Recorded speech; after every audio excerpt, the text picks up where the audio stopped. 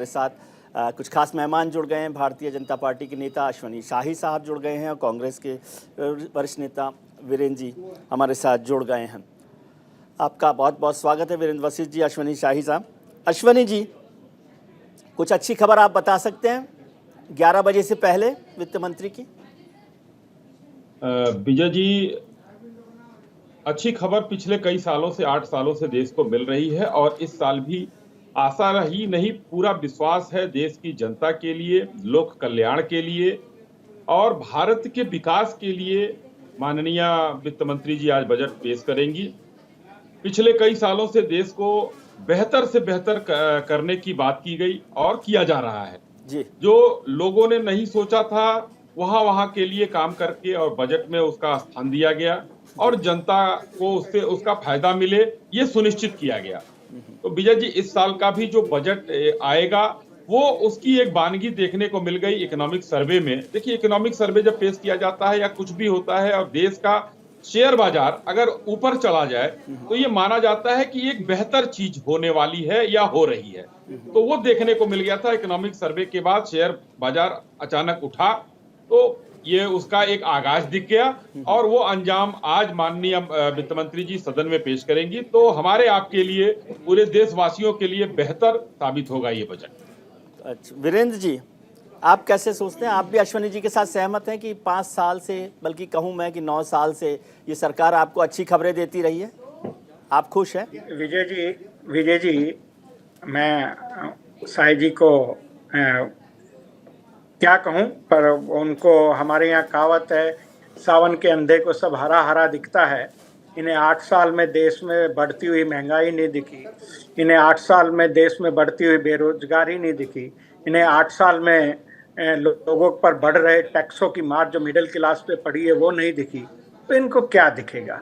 क्योंकि मैं ये कहना चाहता हूँ, चाहे चीफ इकोनॉमिक एडवाइजर ने रिपोर्ट बनाई, किसी ने भी, सबने मिलके केवल साउथ ब्लॉक तक ही सीमित रहकर बनाई जी। उन्होंने कोशिश नहीं की कि जनता के बीच में जाके पता चले। 8 साल में एक निवेदन में कर दूं, 8 साल में एक ब्रेक आया था 5 साल का।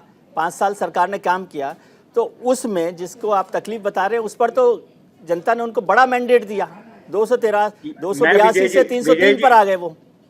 विजय जी, मैं इस सरकार के सम्मानित प्रवक्ता से पूछना चाहता हूं, इस सरकार ने, मैं 15 लाख ये बड़े जुमलों की बात नहीं करना चाहता, इन्होंने जब आए सरकार में तो कहा कि हर एमपी एक गांव को गोद लेगा। विजय जी, आपके टीवी के माध्यम से मैं चैलेंज करता हूं, छोड़िए और किसी के गांव को, माननीय प्रधानमंत्री के गांव को जाकर देख लेते हैं कि कितना विकास हुआ जी, जो उन्होंने गोद लिया था जी। अगर वहीं के लोग संतुष्ट हो जाए, छोड़िए पूरे देश की बात, अगर ये बता दें इतना खुशहाल चीजें हुई हैं, तो पहला काम इन्होंने कहा था कि हम गोद लेंगे। वहाँ गोद लिए, गांव के क्या हालात है वही बता दें। इन्होंने कहीं कोई काम नहीं किया। अगर मनरेगा को इन्होंने कम कर दिया, स्कूलों के हालात देख लें, शिक्षा के हालात देख लें, और ये बड़ी बड़ी बातें करते थे आत्मनिर्भर की। हमारा चाइना ने के ऊपर ट्रेड डेफिसिट बढ़ गया है, 100 मिलियन क्रॉस कर गया है। तो ये क्या बात करते हैं? केवल झूठ पे जुमलों पर कब तक शासन चलेगा? और मैं फिर कह रहा हूँ, ये इस बार जो बजट है ये भाजपा की सरकारों का अंतिम बजट है। अब देश की जनता आगे से कोई जुमला नहीं सुनेगी। ठीक है सर, आगे चर्चा जारी रखेंगे। आपने सांसदों के ग्राम की योजना का जिक्र किया कि वहां पर क्या हो रहा, सांसद ग्राम योजना। वैसे मेरे ख्याल से अश्वनी जी भी मुझे करेक्ट कर सकते हैं, वो सभी सांसदों के लिए थी, कांग्रेस के भी थे। आप एक बार राहुल गांधी जी को जो गांव मिले होंगे उनको भी देख लीजिएगा। मैं प्रधानमंत्री का गांव देख कर आया था, लेकिन उस पर मैं टिप्पणी नहीं करना चाहता। क्या इस पर बात करेंगे? अरविंद जी, अरविंद वत्स साहब, आपने कहा, मैं उसको भी स्वीकार करता हूँ, वायनाड चलिए, ठीक है, इस पर करेंगे चर्चा। मैंने कहा कि वो सभी के लिए था। अरविंद वत्स साहब, अब तो सुबह हो गई है, 2 घंटे से भी कम का वक्त बचा है। आपका फायदा ये हो सकता है मेरे पास साथ होने का कि वित्त मंत्री जी से पहले थोड़ी सी मुझे समझ बता दें कि बजट में क्या होने वाला है।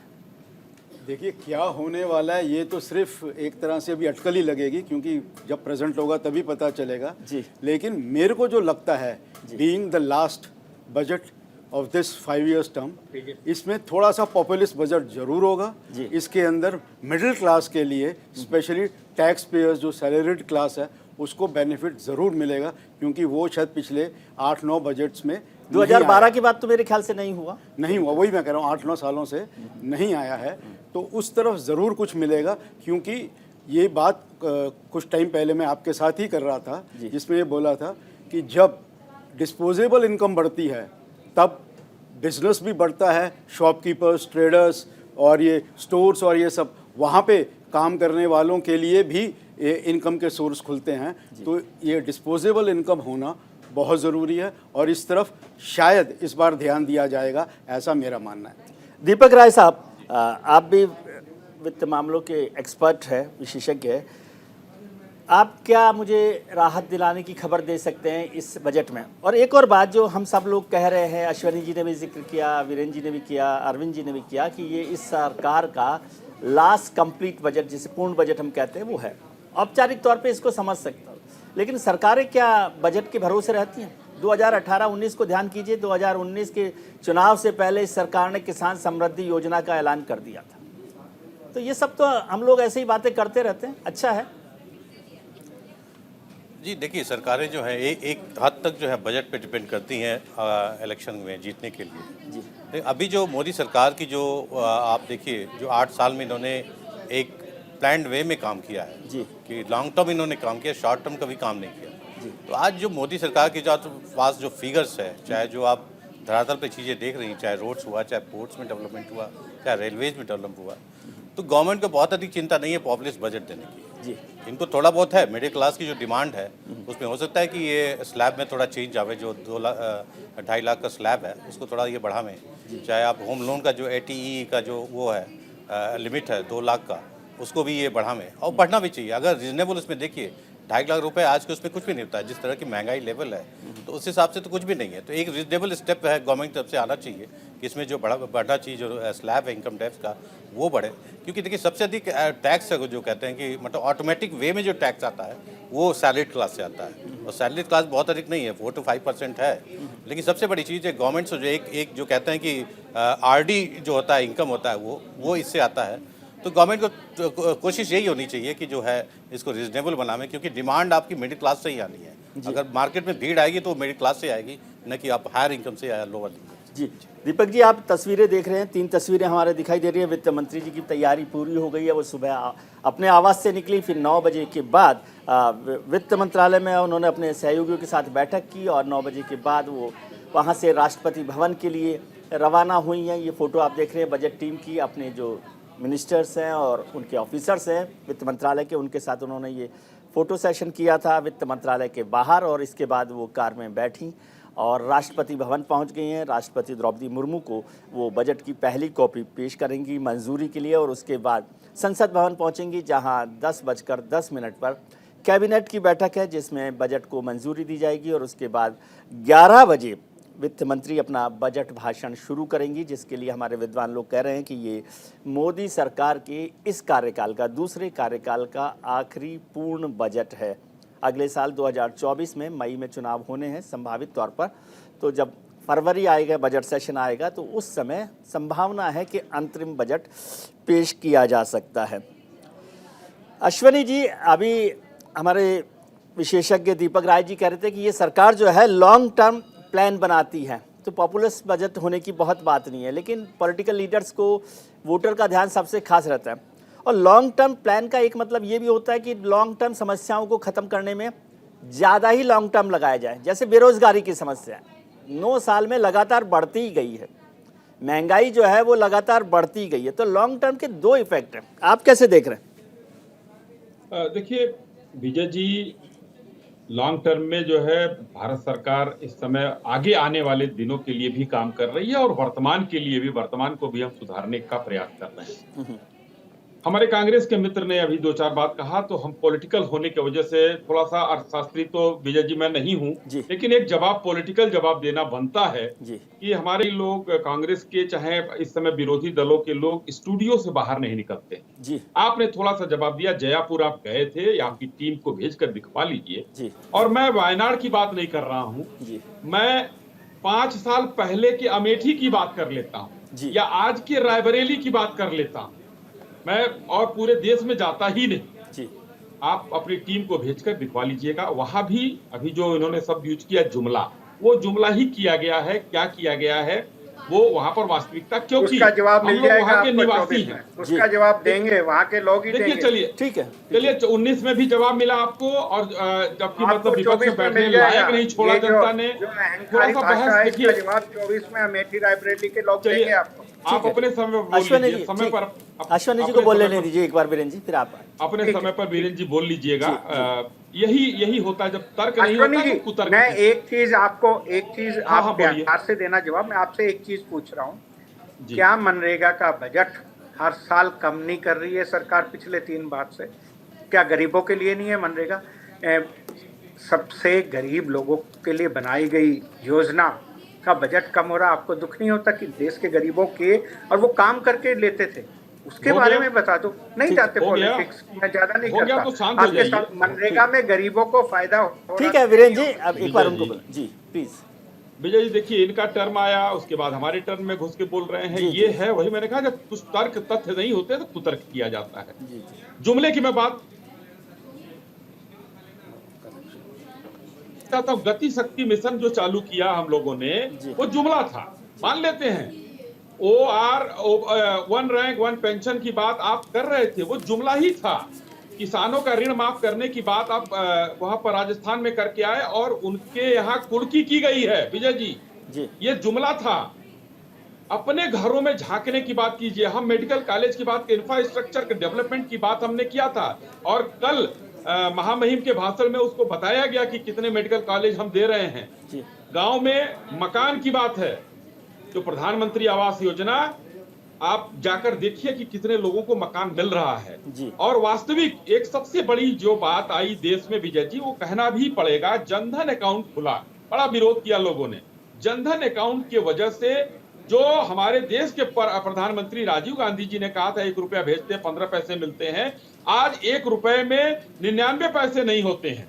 1 रुपए का 1 रुपए जा रहा है, और स्पष्ट रूप से लोगों के खाते में जा रहा है, जिसका लाभ डीबीटी के माध्यम से, मैं अभी आंकड़े नहीं प्रस्तुत कर रहा हूं कि कितने लाख करोड़ हमने भेजा, क्या किया। अश्वनी जी, सारे जनधन योजना मनमोहन सिंह सरकार की योजना का एक्सपेंशन नहीं था क्या? थोड़ा सा समझा दीजिए मुझे। जी विजय जी, मैं बता रहा हूं। जनधन योजना में उस समय के अकाउंट देख लीजिए और आज के अकाउंट। हाँ, तो एक्सपेंशन हुआ ना, मतलब योजना तो मनमोहन सिंह सरकार की थी। तो विजय जी देखिए, योजनाएं मैं बताना चाहता हूं आपको, 2-3 उदाहरण के साथ। मैं कुतर्क नहीं करता हूं। तेजस आज हिंदुस्तान नहीं, पूरे विश्व के नाक का बाल बना हुआ है, बहुत शानदार जहाज है। तेजस की स्कीम भी नहीं लोगों की थी, लेकिन उसको बंद कर दिया गया था, खत्म कर दिया गया था। HAL में तनख्वाह देने के पैसे नहीं थे। AK एंटोनी साहब ये कहते थे सदन में कि आज हिंदुस्तान के पास राफेल खरीदने का पैसा नहीं है, तेजस हम कहां से बनाएं। हमने 8 साल में किया या नहीं किया? राफेल भी खरीदा, इसके लिए राहुल गांधी जी दर दर भटकते रहे, और तेजस बनाया। आज पूरे विश्व में उसकी धूम मची हुई। तो परियोजनाएं तो बहुत लोग संकल्प कर लेते हैं, लेकिन संकल्प का फल भी निकलना, रिजल्ट निकलना, वो माननीय मोदी जी से कोई सीखे। बहुत सी योजनाएं बनी थी। एक और बताता हूं, इंदिरा आवास भी, मैं आपकी बात को बिना कहे मैं कह रहा हूं। और आज के प्रधानमंत्री आवास के बीच का फर्क देखिए। उस समय क्या मिलता था, कितने को मिलता था, और आज क्या चीज मिल रहा है, कितने को मिल रहा है, फर्क है। ठीक है, देश में यही फर्क है। जी, बजट से पहले बाजार की खबर, सेंसेक्स की खबर। सेंसेक्स में बजट से पहले सेंसेक्स में उछाल की खबर आई है। बढ़त के साथ खुला है शेयर बाजार। सेंसेक्स 60,000 के पार निकल गया है। सेंसेक्स में 450 अंकों, 450 अंकों की तेजी दिखाई दी है बजट से पहले। तो इसे कुछ लोग शुभ संकेत मानते हैं और एक बेटर बजट की उम्मीद के तौर पे देखते हैं कि बढ़त के साथ सेंसेक्स जो है हमारा खुला है, शेयर बाजार खुला है। सेंसेक्स 60,000 के पार है और 450 अंकों की तेजी सुबह सुबह शेयर बाजार में दिखाई दी है बजट से पहले। ये वित्त मंत्री के लिए भी और देश में जो लोग बजट से उम्मीद कर रहे हैं उनके लिए एक अच्छी खबर का संकेत हो सकता है। हालांकि इसे बजट के साथ पूरी तरह से जोड़ना मेरे ख्याल से ठीक नहीं होगा। हमारे विशेषज्ञों से इस पर चर्चा करेंगे, लेकिन फिलहाल खबर यह है कि सेंसेक्स में 450 अंकों की तेजी आई है और बजट के पहले जो शेयर बाजार है वो बेहतर तरीके से खुला है, 60,000 के पार पहुंच गया है। हमारे खास मेहमान हमारे साथ जुड़े हुए हैं और मेरे वरिष्ठ सहयोगी शेखर त्रिवेदी लखनऊ में रेलवे स्टेशन पर और कमल रांची में जुड़े हुए। आपको याद होगा कि 2017 से पहले रेल बजट और आम बजट अलग अलग पेश किया जाता था। पहले दिन रेल बजट पेश होता था और हिंदुस्तान का जो आम आदमी है उसका रेल से बहुत कनेक्ट है, तो वो रेल बजट को लेकर उम्मीदें करता था। लेकिन 2017 के बाद दोनों बजट को एक साथ कर दिया गया है, रेल बजट को और आम बजट को, और अब वित्त मंत्री ही रेल बजट को भी पेश करती है और आम बजट को भी पेश करती है। लेकिन रेलों से हिंदुस्तान का जो जुड़ाव है वो हिंदुस्तान की समाज की, सोशल सेक्टर की प्रोग्रेस को भी दिखाता है। शेखर, लखनऊ जो है रक्षा मंत्री राजनाथ सिंह की कॉन्स्टिट्यूंसी भी है। इससे पहले पूर्व प्रधानमंत्री अटल बिहारी वाजपेयी लगातार प्रतिनिधित्व करते रहे। लखनऊ में क्या बदला है रेल मंत्रालय की मदद से, मेहरबानी से?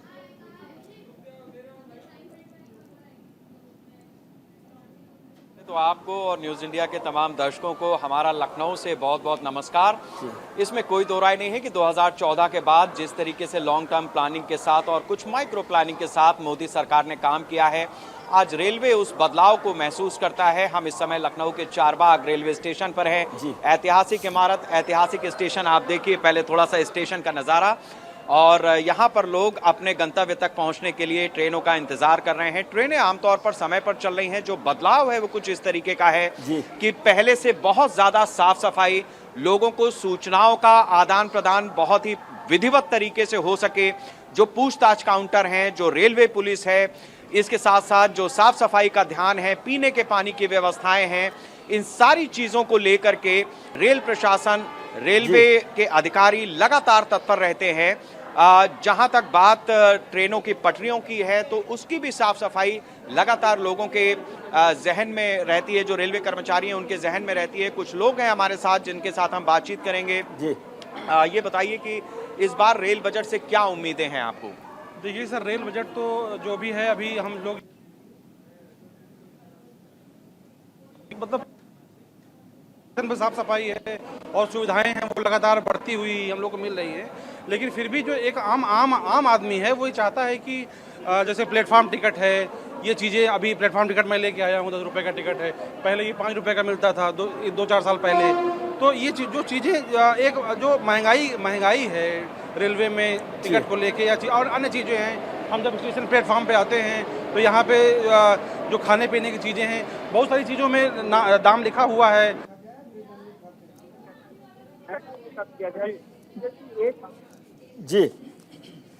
जी शेखर, चारबाग स्टेशन पर एक ज़माने में चारबाग रेलवे स्टेशन से बाहर निकलते थे तो लिखा हुआ होता था कि मुस्कुराइए आप लखनऊ में हैं। हमारे पास दो कारण मुस्कुराहट के, एक लखनऊ का रेल, लखनऊ शहर, और दूसरा मेरे मित्र शेखर आनंद त्रिवेदी। मेरे सहयोगी कमल भी जुड़े हुए हैं रांची रेलवे स्टेशन से। कमल, रांची की क्या स्थिति है? रांची को बहुत डेवलप्ड शहरों में से और डेवलप्ड रेलवे स्टेशन में से नहीं माना जाता रहा। देखिए, जिस तरह से पहले की स्थितियां थी उसमें सुधार जरूर आया है। रेलवे स्टेशन हो या फिर 2 रेलवे स्टेशन यहाँ पर है, हटिया और रांची, तो कहीं ना कहीं जो सुविधाएं हैं वो बढ़ी है, जो निवेश है वो भी हुआ है ताकि सुविधा लोगों को मिल सके, यात्रियों को मिल सके। लेकिन जो यात्रियों को और जो आम लोगों का मानना है कि पहले की तरह जो छूट मिला करते थे, खास करके जो बुजुर्ग जो होते थे, सीनियर सिटीजन, जो उन्हें छूट मिला करते थे वो मिलनी चाहिए। हालांकि कोविड के दौरान ये बंद हो गए हैं और अन्य सुविधाएं जो सीनियर सिटीजन या फिर अन्य लोगों को छूट मिला करते थे उसमें फिर से सुधार आना चाहिए, वो फिर से लागू होना चाहिए ताकि आम जनता को इसका लाभ मिल सके। उम्मीद जनता को यही है कि इस बजट में इस ओर भी ध्यान दिया जाएगा। हालांकि रेलवे के सुधार के लिए जो निवेश किए जा रहे हैं या फिर सड़क सुधार के लिए निवेश किए जा रहे हैं, इसको लेकर के जनता में संतुष्टि जरूर है। लेकिन जो पहले की स्थितियां थी, पहले जो रेलवे में छूट मिला करते थे और जो व्यवस्थाएं थी वो फिर से बहाल हो, यह उम्मीद के साथ सभी बजट का इंतजार कर रहे हैं। जी कमल, बहुत बहुत शुक्रिया आपका। दीपक जी, रेल को लेकर एक बड़ा जो बदलाव है वो यही दिखाई दे रहा है कि पहले रेलवे को एक सोशल सेक्टर का वो माना जाता था, अब ये कॉरपोरेट सेक्टर में बदल गया है। पहले गरीब आदमी का ध्यान रखा जाता था, रेल किराए को ध्यान में रखा जाता था। एक ज़माना था कि रेल मंत्रालय हमेशा घाटे में चलता था क्योंकि जो रेल यात्री का जो पॉकेट थी उसका ध्यान रखा जाता था। लेकिन अब पूरा ज़माना बदल गया। अश्वनी जी की सरकार में ट्रेन की तेज़ी तो आई है, लेकिन उसी तरह से टिकट की जो कीमत है वो भी बहुत तेज़ी से बढ़ी है।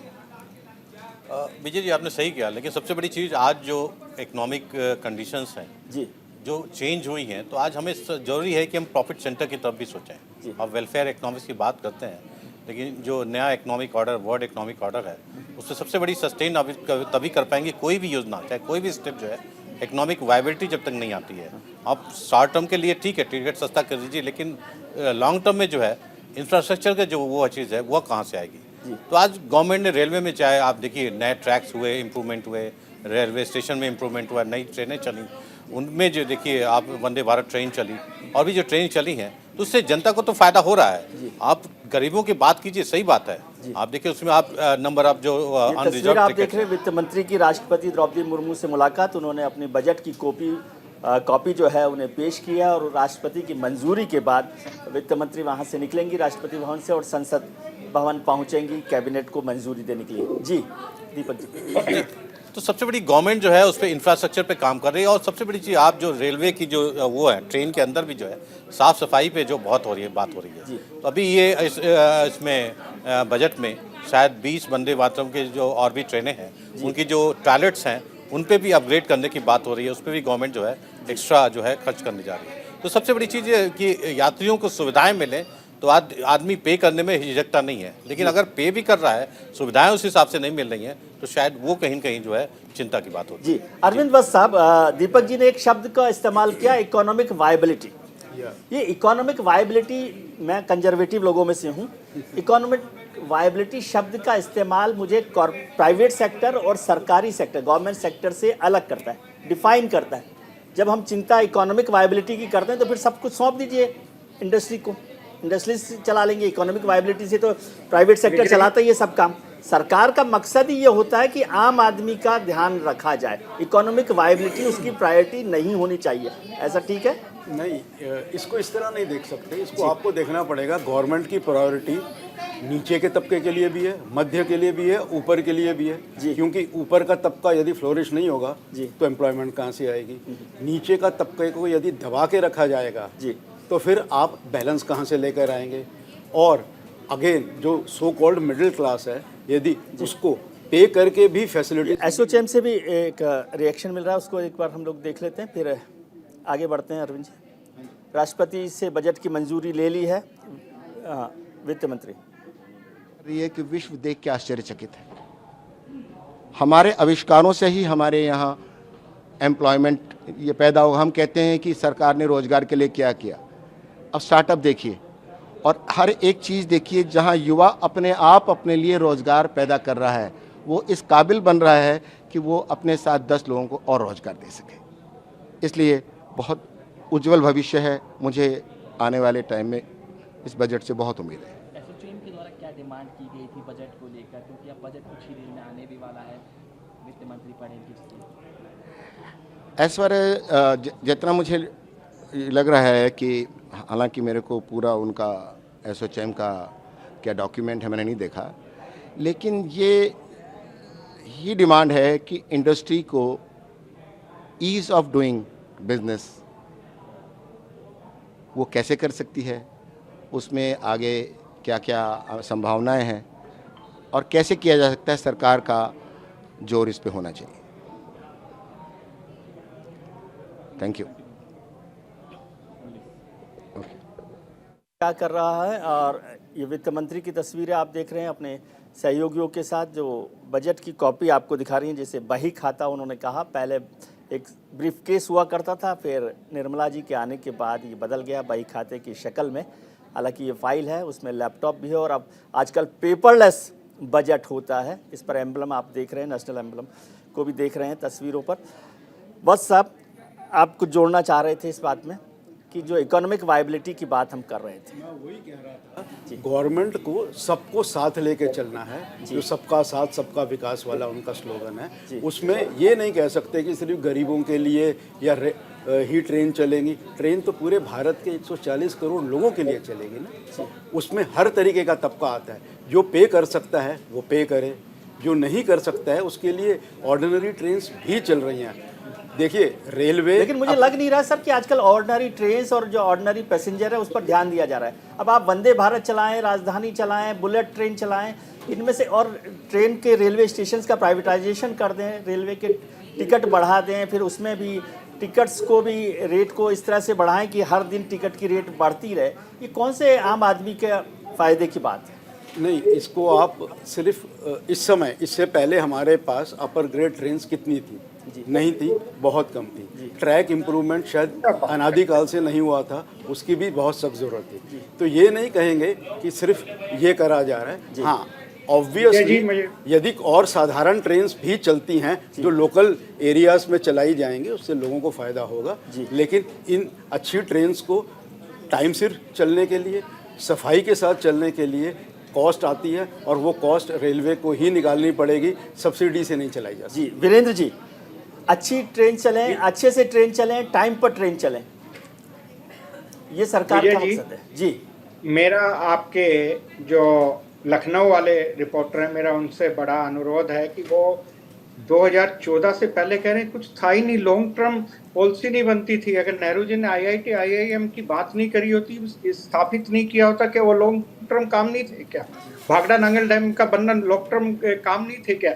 अभी मैं हैरान हूँ वीरेंद्र जी, मुझे हैरानी ये होती है कि वीरेंद्र जी, आप ही की बात का मैं जिक्र कर रहा हूँ कि नेहरू जी का आपने फिर से जिक्र कर दिया। मैं भारतीय जनता पार्टी के मित्रों से हमेशा कहता हूँ, क्योंकि आप जब IIT को नेहरू से जोड़ते हैं तो वो चीन को नेहरू से जोड़ते हैं। अब उससे आगे निकल आइए, अब उससे आगे निकल आइए आप दोनों लोग। चीन के साथ इन्होंने जो की नहीं, मैं बात ये कह रहा हूँ वो 14 की, मैं 14 से पहले जैसे अभी बात की कि रेल में अभी कुछ हुआ, रेल का कांग्रेस के शासन के टाइम में विद्युतीकरण हुआ या नहीं हुआ? जी, क्या तो आप उसका जवाब दीजिए ना, नेहरू जी से मत जोड़िए। गरीबों का ख्याल रख के पॉलिसी बनना। आप अश्वनी जी के ग्राउंड पर मत खेलिए। भाजपा के लोग प्रथम पंक्ति के बैठे हुए लोगों को देखकर अपनी नीति और बजट बनाते हैं, और कांग्रेस के शासन में गांधी जी के कहे अनुसार आखिरी पंक्ति के व्यक्ति को ध्यान में रखकर नीतियों का निर्माण किया जाता है। इस सरकार में जो केवल सोच है, और ये जो दिक्कत आ रही है अभी, जैसे आपने प्लेटफॉर्म की बात की, क्या देश में पहले नहीं था क्या?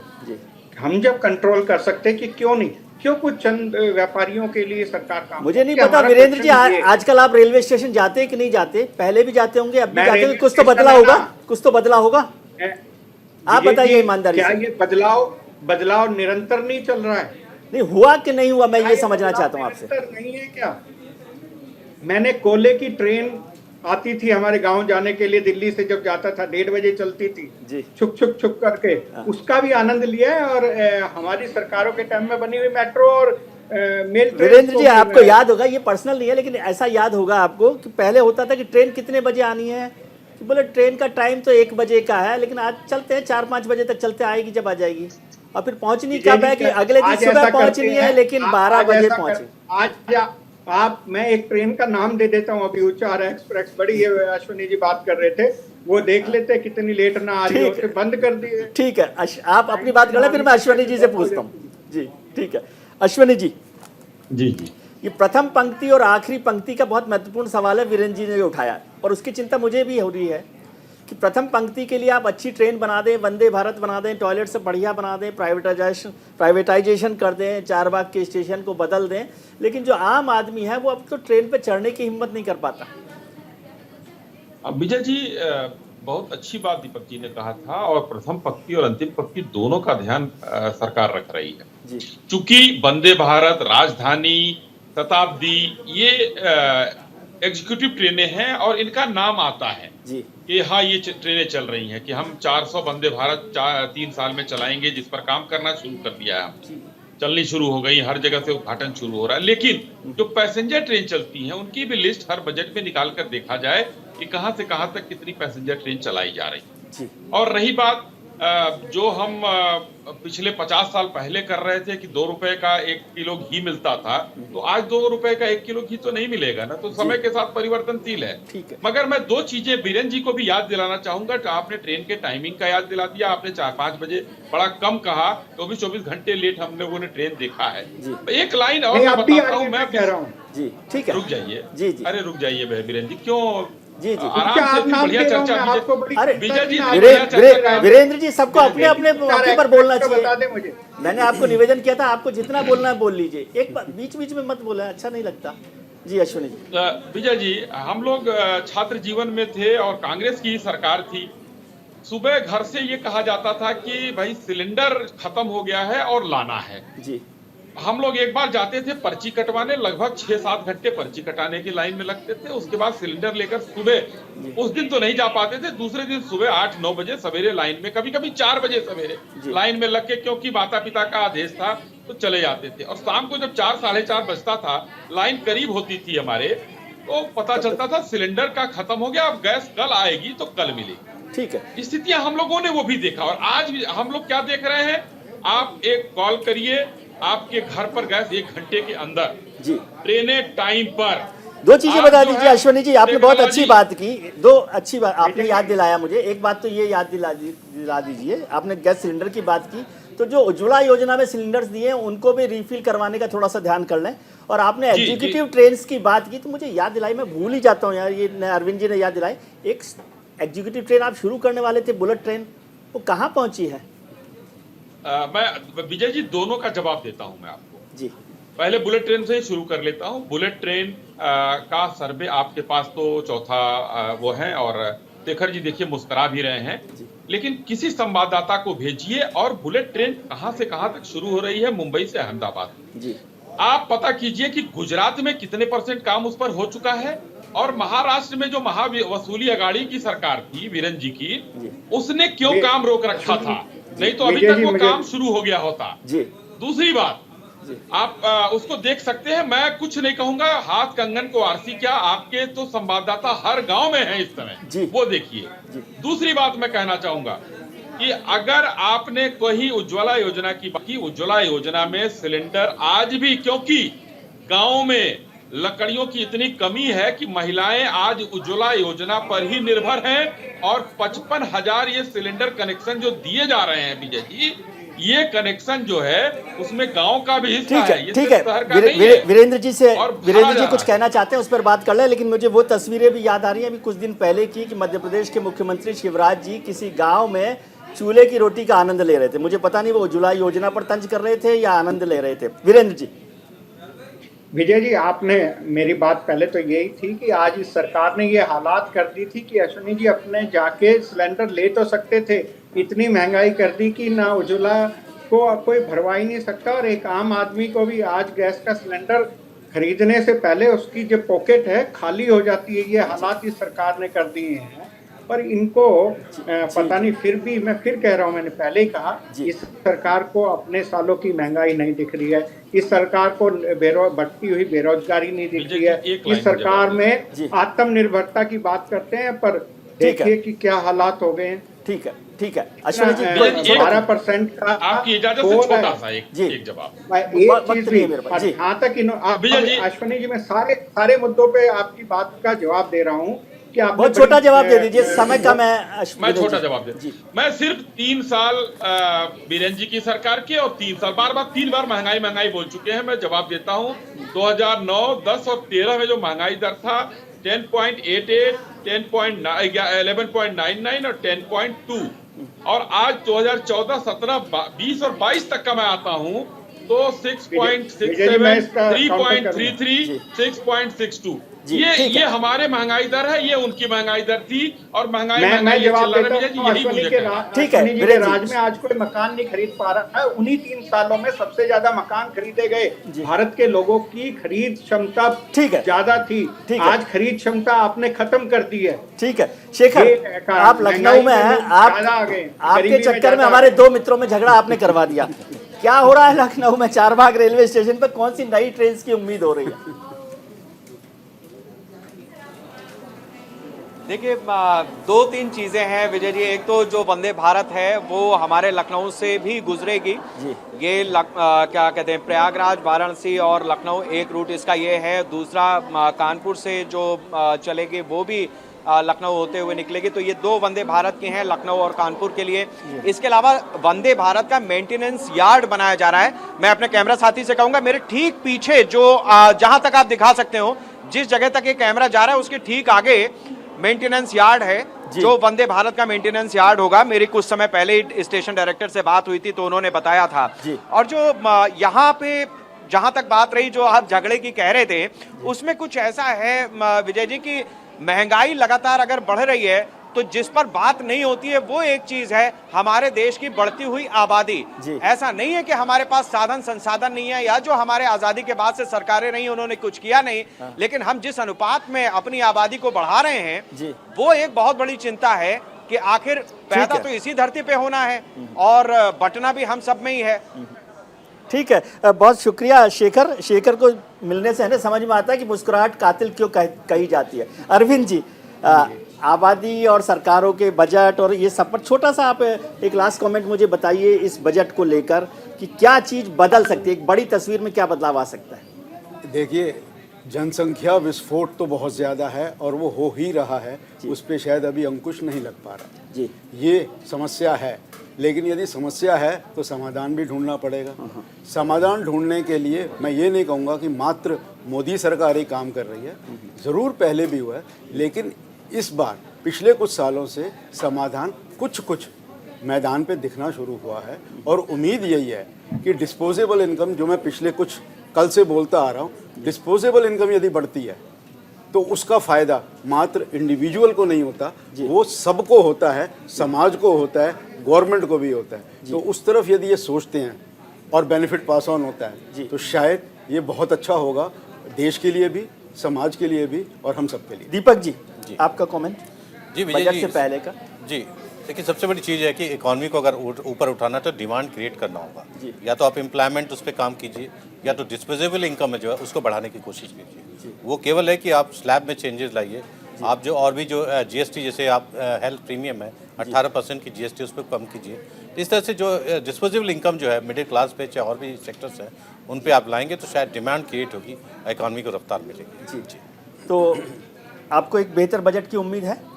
हम सब लोग अब करीब 1 घंटा बचा है। वित्त मंत्री निर्मला सीतारमण जी ने राष्ट्रपति द्रौपदी मुर्मू को बजट की कॉपी पेश कर दी है, उनकी मंजूरी ले ली है। वो उनके साथ अपनी जो स्वीकृति है राष्ट्रपति की, राष्ट्रपति जो है हमारे संसद के प्रमुख भी होते हैं, इसलिए बजट की सबसे पहली मंजूरी राष्ट्रपति से मिलती है। राष्ट्रपति से उन्होंने मंजूरी ले ली है और अब वो कुछ देर में राष्ट्रपति भवन से निकलकर संसद भवन पहुंचेंगी, जहां पर कैबिनेट की बैठक होगी और कैबिनेट में मंजूरी के बाद बजट का भाषण दिन में 11 बजे शुरू होगा।